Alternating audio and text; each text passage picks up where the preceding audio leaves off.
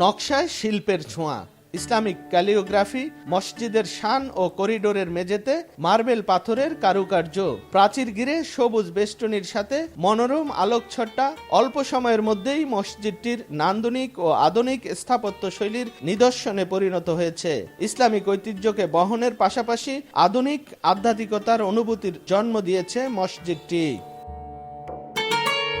মেঘনা তেঁতুলিয়ার অব্যাহত ভাঙা গড়ার কারণে দৃষ্টিনন্দন কোনো স্থাপনা এখানে তেমন গড়ে ওঠেনি। দেশের শীর্ষস্থানীয় শিল্পপতি ও সাংবাদিক নিজামুদ্দিন আহমদের উদ্যোগে উকিলপাড়ায় 1.5 একর জমির উপর নির্মিত হয় নিজাম হাসিনা ফাউন্ডেশন মসজিদ। হাসিনা নিজামুদ্দিন আহমেদের স্ত্রী। ইসলামের পঞ্চম স্তম্ভ ও আল্লাহর একত্বতাবাদের প্রতি গুরুত্ব দিয়ে করা এই মসজিদটির নির্মাণ কাজ শুরু হয় 2010 সালের জুন মাসে। নির্মাণ কাজ শেষ হয় 2016 সালের ডিসেম্বরে। দেশি বিদেশি সরঞ্জামাদিতে নির্মিত এই মসজিদের নির্মাণ খরচ প্রায় 30 কোটি টাকা। মসজিদের 120 ফুট উচ্চতার 2টি মিনার, আল্লাহু লেখা সম্বলিত 2টি ফোয়ারা, আধুনিক সাউন্ড সিস্টেম রয়েছে।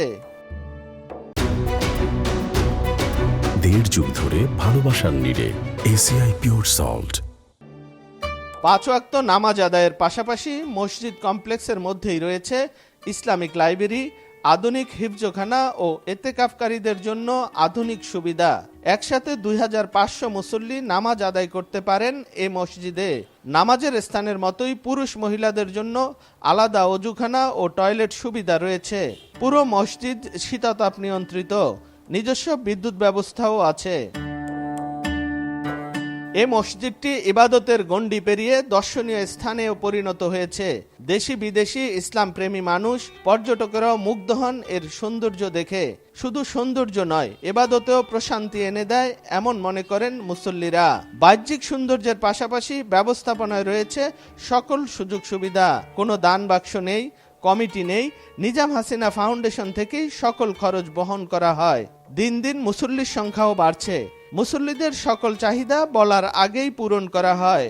মুসল্লিদের পাশাপাশি খতিব ইমামরাও সন্তোষ প্রকাশ করেন। এই মসজিদে মূলত আমাদের সারা ভোলাতে মহিলাদের জন্য নামাজের সুরক্ষিত ব্যবস্থা আছে। এটা সারা ভোলায় আর নাই। অনেক মহিলারা একসাথে নামাজ পড়তে পারে, বিভিন্ন ধরনের আলোচনা হয়, তারপরে হাদিস নিয়ে কথা হয়।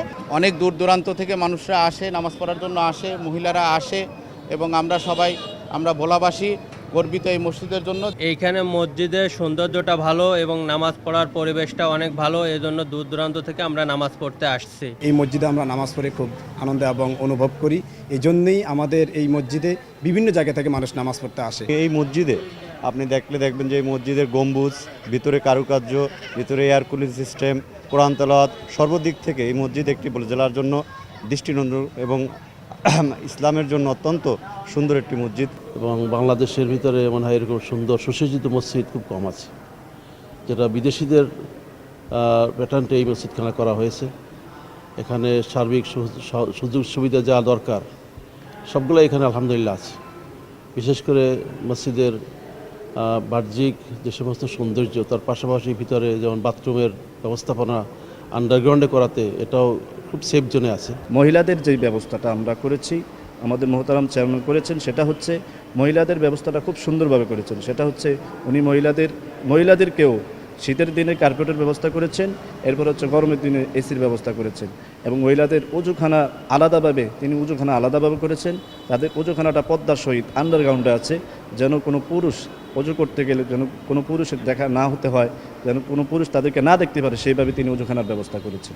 আমি আমার মনের ইচ্ছা যে মানুষ নামাজ পড়বে, মানুষ এখানে ইফতারি করবে, মানুষ এখানে মনের মেয়েদের মিটিয়ে নামাজ পড়বে, শান্তিতে নামাজ পড়বে। অনেক সময় অনেক মুসল্লি সারা রাত মসজিদে থাকে, সেন্ট্রাল এসি মসজিদটা। আমি আল্লাহর সন্তুষ্টির জন্যই মসজিদটা করছি এবং এই মসজিদের সাথে সাথে বিদ্যুনিবাসে একটা সুন্দর মসজিদ হচ্ছে। পুলিশ প্লাজায় আমি পুলিশে মসজিদ করে দিয়েছি।